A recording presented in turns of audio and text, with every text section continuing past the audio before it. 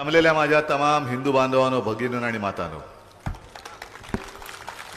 एवढ्या घोषणा होत आहेत, एवढा उत्साह आहे, जल्लोष आहे. माझ्या आधीचे वक्ते सगळे बोललेले आहेत. मला नाही वाटत आणखीन मी तुम्हाला काही सांगण्याची गरज आहे. काही सांगण्याची गरज आहे? अरे हो, काय तुम्ही निश्चय नाही केला अजून? निश्चय नाही केला अजून? केलाय की नाही?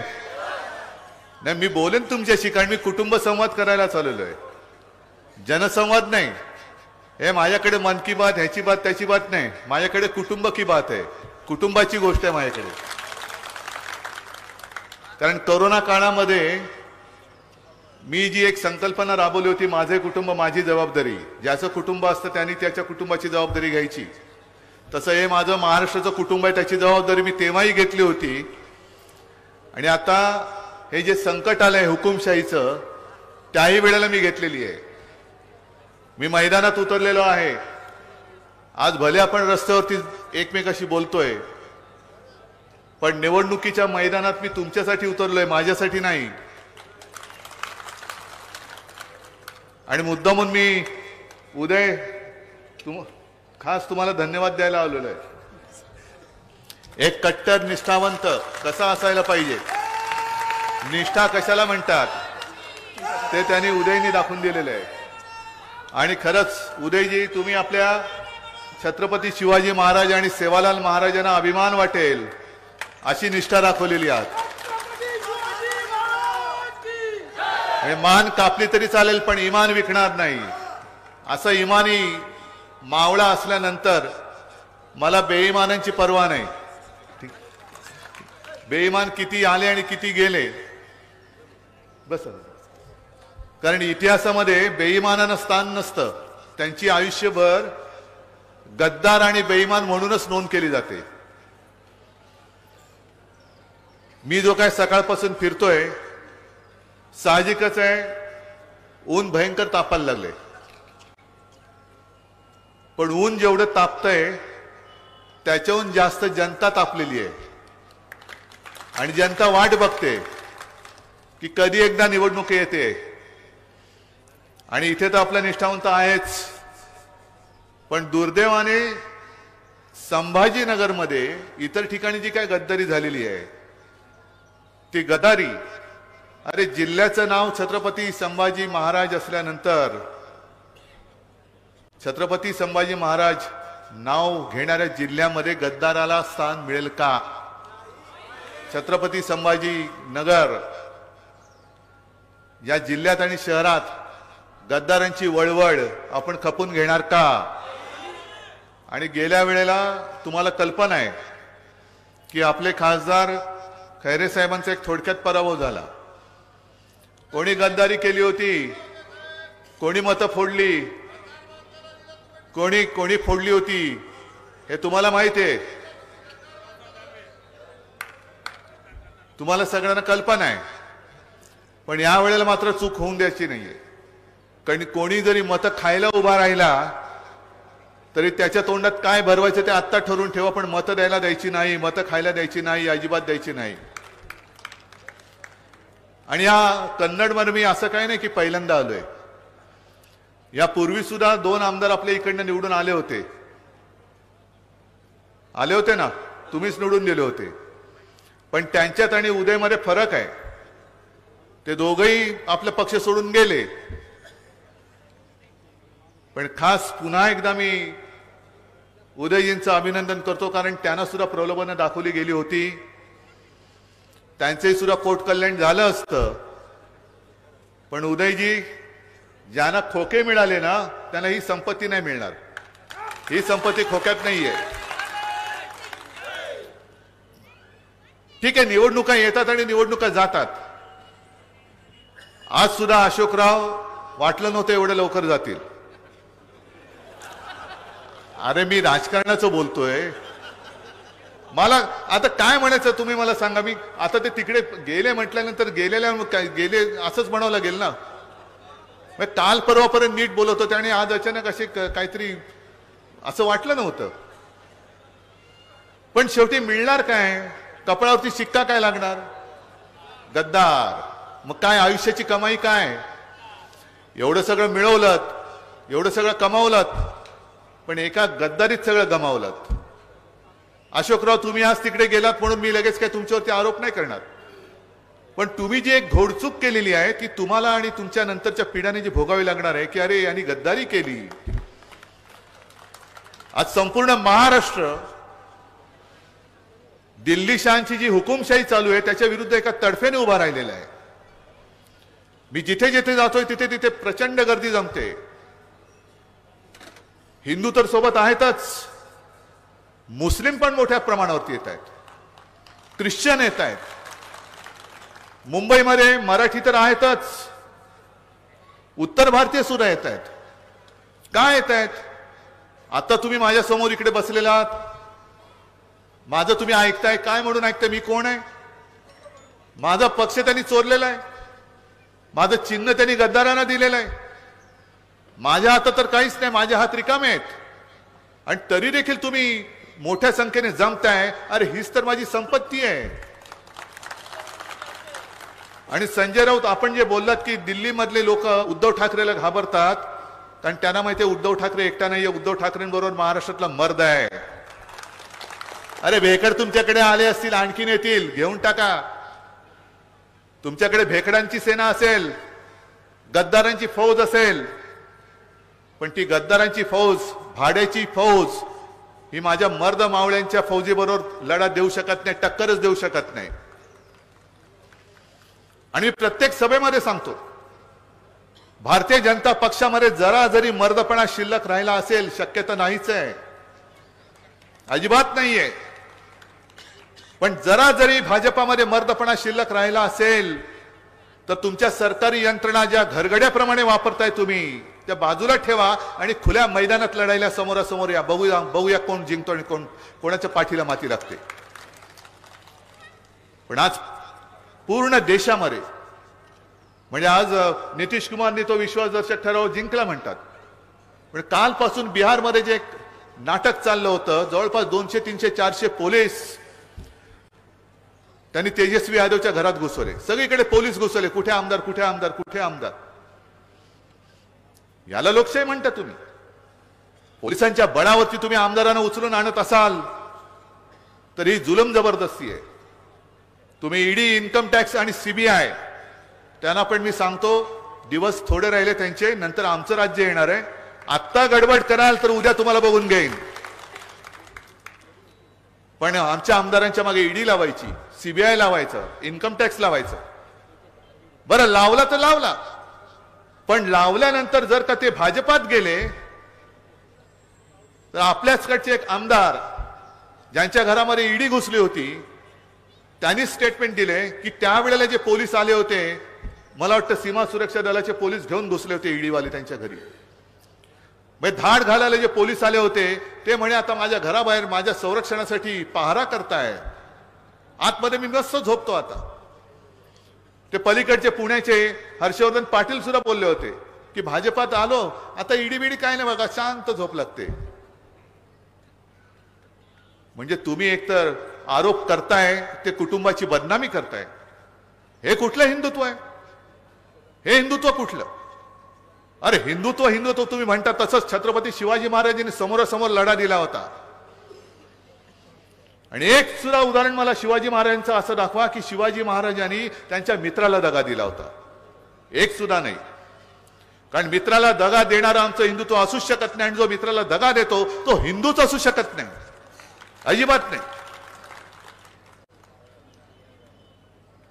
तुम्ही एका बाजूने या सगळ्या गोष्टी करतात. आता सुद्धा जे आमच्या मागे आमचे जे आमदार माझ्या सोबत राहिलेत, अगदी वायकर असतील आणखीन कोणी, त्यांना सुद्धा म्हणे मुदत दिलेली आहे की इतक्या दिवसामध्ये भाजपात किंवा मिंदेकडे जा, नाही तर तुरुंगात जा.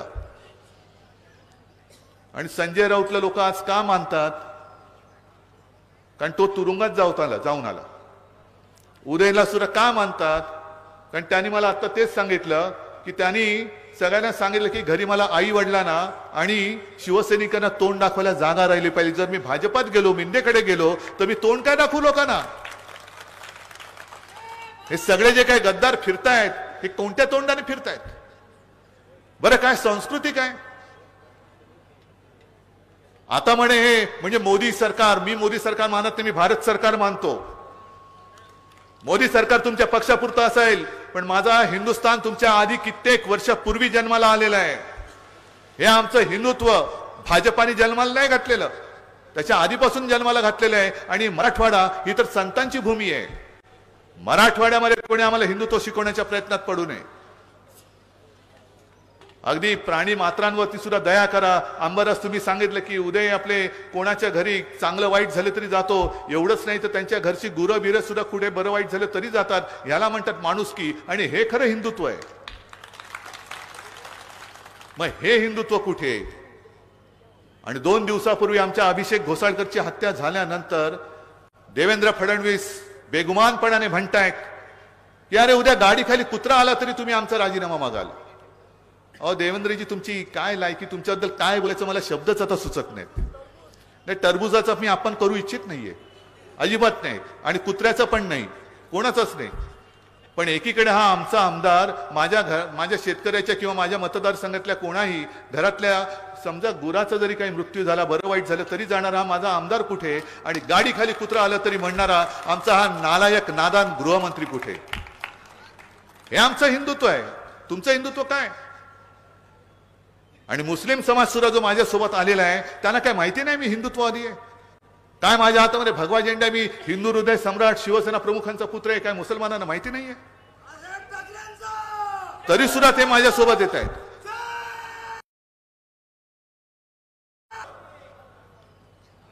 की कधी माझ्या आजोबांनी, कधी माझ्या वडिलांनी हिंदू धर्माचा अभिमान बाळगताना दुसऱ्या धर्माचा आहे म्हणून द्वेष करायला शिकवलं नाही.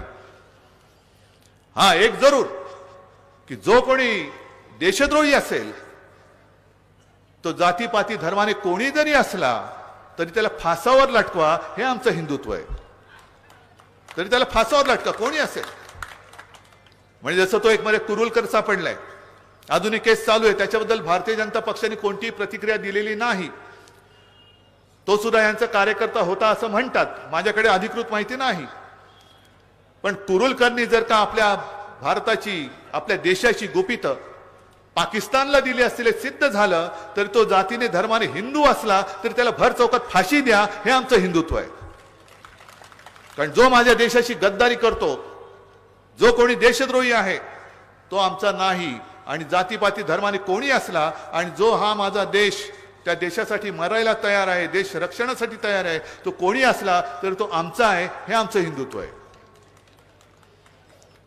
ठीक आहे, त्यांनी मोदीजींनी राम मंदिर उभारलं असं ते म्हणतात, पण राम मंदिराचा निर्णय हा सर्वोच्च न्यायालयाने दिलेला आहे. आपण युतीमध्ये त्यांच्यासोबत होतोच. खरं म्हणजे महाराष्ट्रामध्ये त्यांना वाढवलं हे आपलं पाप आहे. पण त्याने हे लक्षात नाही की ज्यांना आम्ही वाढवू शकतो त्यांना या महाराष्ट्राच्या मातीमध्ये खतम सुद्धा करू शकतो, ही आमची ताकद आहे. हा महाराष्ट्र आहे. आणि राम मंदिरासाठी आम्ही होतो तुमच्या सोबत. मी स्वतः मुख्यमंत्री होण्याच्या आधी अयोध्येला गेलो होतो. शिवजन्मभूमी म्हणजे शिवनेरीची एक मूठ माती घेऊन मी अयोध्येला गेलो होतो राम जन्मभूमीमध्ये, आणि तो कलश तिथल्या त्या पुजाऱ्यांच्या हातात दिला. तुम्ही माना अथवा नका मानू, पण मी गेलो होतो तो 2018चा नोव्हेंबर होता.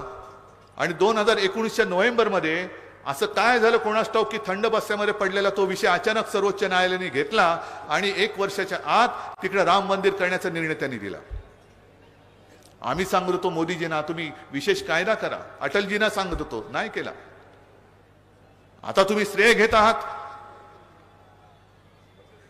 प्रत्येक ठिकाणी म्हणजे मला मी जुनी एक आठवण मुद्दामून तुम्हाला सांगतो की जसं राम मंदिर अयोध्येमध्ये बांधलं तसं पूर्वी सोमनाथचं मंदिर सरदार वल्लभभाई पटेलांनी निर्माण केलं होतं, तिकडे पुनर्बांधणी त्याची केली. दुर्दैवाने मंदिर पूर्ण झाल्यानंतर सरदार वल्लभभाई त्यावेळेला नव्हते. मग तेव्हाचे जे राष्ट्रपती होते डॉक्टर राजेंद्र प्रसाद यांना बोलवलं गेलं आणि त्या सोमनाथ मंदिराची प्राणप्रतिष्ठापना ही देशाच्या राष्ट्रपतींच्या हस्ते झाली होती. मग इकडे जर काही देशाच्या अस्मितेचा हा विषय होता तर मग आज देशाच्या राष्ट्रपतींना तिकडे पूजेला का बोलवलं नाही? नवीन संसद भवन निर्माण केलं. त्या संसद म्हणजे देशाचे सर्वोच्च जे असतात ते राष्ट्रपती, आणि संसद ही लोकशाही, त्याचे ते प्रमुख असतात, संविधानात्मक प्रमुख हे आपले राष्ट्रपती आहेत. मग राष्ट्रपतींनी तेव्हा का नाही बोलवलं गेलं? आज आपल्यावरती जे काही ते आरोप करतात घराणेशाही घराणेशाही, होय मी घराणेशाहीचा आहेच, आता मी घराणेशाही तर आहेच. आणि मला अभिमान वाटतो मी बाळासाहेबांचा पुत्र आहे म्हणून. आई वडिलांचा मला अभिमान आहे. त्यांना जर का त्यांच्या आई वडिलांचा अभिमान वाटत नसेल तो त्यांचा प्रश्न आहे, पण मला माझ्या आई वडिलांचा अभिमान वाटतो. आणि घराणेशाहीबद्दल तुम्ही बोलत असताना आम्ही जो लढा देतोय तो एकाधिकारशाही विरुद्ध. ही जी काय एकाधिकारशाही आहे, मी आणि मीच, फोटो काढताना सुद्धा माझ्या आजूबाजूला कोणी असता कामा नये, मध्ये कोणी आलं तर त्याला सांगतात बाजूला हो. ही एकाधिकारशाही, ही घराणेशाहीपेक्षा जास्त घातक आहे आणि ती आपल्या देशाच्या मुळावरती आलेली आहे. तुम्ही वल्गना खूप करा 400 पार. आज अशोक चव्हाण तिकडे गेलेत, आणखीन काही त्यांच्यासोबत जातील, आमच्यातले काही तिकडे गेलेले आहेत. म्हणून मी सकाळपासून सगळ्या सभेत सांगतोय, भाजपाने जी एक घोषणा दिली होती काँग्रेस मुक्त भारत, काँग्रेस मुक्त भारत तर करताच येत नाहीये. उलट काँग्रेसमधनं एवढी लोक ते घेत आहेत, एवढी लोक घेत आहेत की जसं पाक व्याप्त काश्मीर आहे तसा काँग्रेस व्याप्त भाजपा होणार आहे. सगळीकडे काँग्रेसवाले, जुने काँग्रेसवाले. आणि मी सांगतो तुम्ही लिहून ठेवा की एक दिवस सुद्धा भाजपामध्ये असा येणार आहे की भाजपाचा जो अध्यक्ष असेल तो पूर्वीचा काँग्रेसवाला असेल, तो काँग्रेसवाला भाजपाचा अध्यक्ष होईल. कारण भाजपाने पेरलं काहीच नाही, पेरलं फक्त द्वेष. नुसतं जातीपातीमध्ये भांडणं लावायची, धर्माधर्मामध्ये भांडणं लावायची, आगी लावायच्या आणि त्याच्यावरती यांच्या पोळ्या भाजून घ्यायच्या. हे आणि पेरलं, दुसरे विचार कुठे पेरले?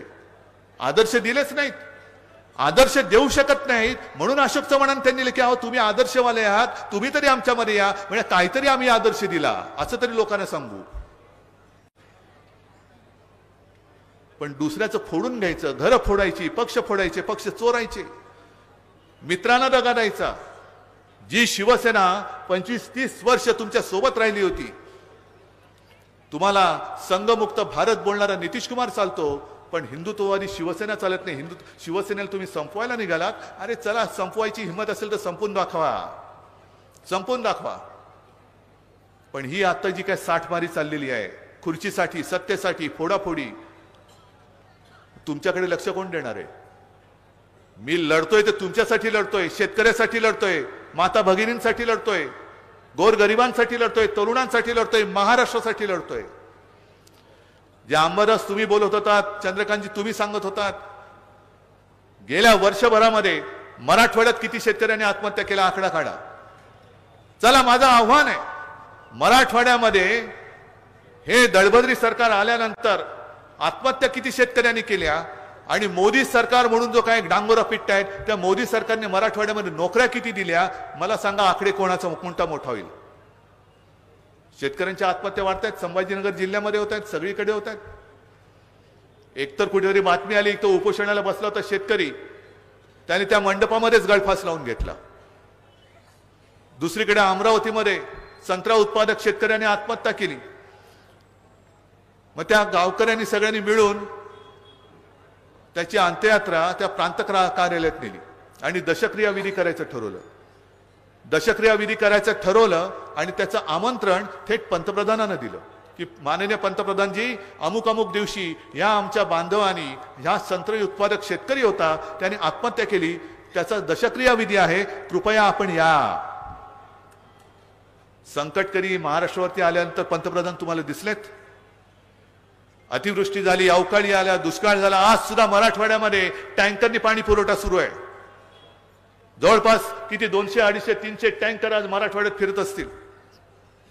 कोण बोलते त्याच्याबद्दल? पाणी पुरवठ्याबद्दल कोण बोलते? इथे किती शेतकरी आलेत? आलेत की नाही आलेत? सगळे आनंदी आहात का रे बाबांनो? अरे तुम्हाला 1 रुपयात पीक विमा मिळाला पाहिजे. कापसाला भाव नाही, सोयाबीनला भाव नाही, सगळीकडे राज्यामध्ये जर बघितलं मोसंबीला भाव नाही, कांद्याला भाव नाही, गद्दारांना भाव आहे, गद्दारांना भाव आहे. पण जो इमानाने आपला अन्नदाता आहे त्या अन्नदात्याला तुम्ही त्यांच्या मेहनतीचा पैसा देत नाही. मग 14 वर्षापूर्वी तुम्ही जे काय सांगितलं होतं की आम्ही पिकाप्रमाणे शेतकऱ्याचा दर एकरी खर्च किती येतो ते काढू. कापसाला किती येतो, सोयाबीनला किती येतो, कांद्याला किती येतो, त्याच्यामध्ये 50% अधिक ऍड करू आणि ती जी काय रक्कम येईल ती आम्ही त्याला हमी भाव म्हणून देऊ. किती जणांना मिळालेत मला सांगा. पीक विमा तुम्हाला मिळाला नाही, अतिवृष्टी किंवा काय संकट आलं, अवकाळी आला, त्याची मदत मिळाली नाही. आपण जेव्हा होतो तेव्हा जिथे कुठे संकट आलं तेव्हा मिळाली होती की नव्हती हे सांगा. जे मी काही तुमची कर्जमुक्ती करू शकलो होतो 2 लाखापर्यंत पीक कर्जाची, ती तुम्हाला मिळाली होती की नाही सांगा. संकट काळात तुमच्या सोबतीला आपण येत होतो की नव्हतं सांगा. मग हेच तर सरकार म्हणतात ना. मला पण जर का फोडायचे असते तर भाजपला मी फोडू शकत होतो, पण मला त्या नालायकांची गरज नव्हती, कारण माझा तुमच्यावरती विश्वास आहे. अरे तुम्ही काय कराल, पक्षच फोडलेत ना, पण पक्ष तुम्ही निवडून, आम्ही जे निवडून दिले ते तुम्ही फोडू शकाल, पण ज्यांनी निवडून दिले त्यांना कसं फोडाल, त्यांना कसं फोडाल. ते जोपर्यंत माझ्या सोबत आहेत तोपर्यंत आमची पानं आणि फळं तुम्ही घ्या, पाहिजे तर जी सडली असतील, किडलेली असतील ती घ्या, पण माझी मुळं जी खालपर्यंत खोलवर गेलेली आहेत ती जोपर्यंत रुजलेली आहेत तोपर्यंत तुम्ही शिवसेना या वटवृक्षाला त्याचं काय एक पान सुद्धा वाकडं करू शकत नाही. आणि ही जी जाग मी आणण्यासाठी फिरतो, मी या सगळ्या आपल्या संवादाला कुटुंब संवाद म्हणतोय, कारण मी तुम्हाला आणि तुम्ही मला तुमच्या कुटुंबातले एक मानता. अरे मुख्यमंत्रीपद येतं, मुख्यमंत्रीपद जातं, पण कुटुंबामधलं माझं स्थान, हे तुमच्या कुटुंबातलं स्थान, हे जोपर्यंत माझ्या मनामध्ये आणि तुमच्या मनामध्ये आहे तोपर्यंत मला ह्या पदाची काही आवश्यकता नाही, त्याची काही मला पर्वा नाही. तुम्ही माझ्यावरती जेवढं प्रेम करता हे त्यांना पाहवत नाही, म्हणून ते आता आपल्या मागे लागलेले आहेत. तुम्ही तर सगळे आमदार पण इथला निष्ठावंत आहे, तुम्ही पण निष्ठावंत आहातच. येत्या काही दिवसामध्ये लोकसभा निवडणूक येणार. या लोकसभेमध्ये पुन्हा फाडाफोडी आणि फोडाफोडीचे धंदे होतील, पैसे वाटप होईल कदाचित. आणि मी जे प्रामाणिकपणाने सांगतो, त्यांच्याकडे धनसंपत्ती आहे, माझ्याकडे जनसंपत्ती आहे. हे माझं भांडवल आहे, हे माझं वैभव आहे. अरे पैसा तुम्ही होता बदा, कारण तो सगळा यांच्याच कष्टाने खाल्लेला पैसा आहे तो. तुम्ही गावागावामध्ये ज्या वेळेला या मोदी सरकारचे रथ येतात, मोदी सरकारचे रथ येतात, तुमच्या गावात आले असतील ना, काय केलं, मग स्वागत केलं की नाही, शाबास.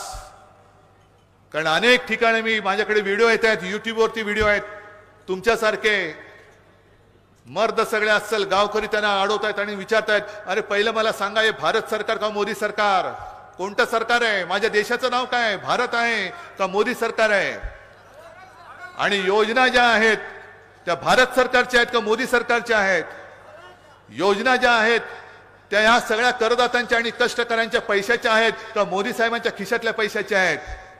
नाही, उत्तर कोणाकडेच नाहीये.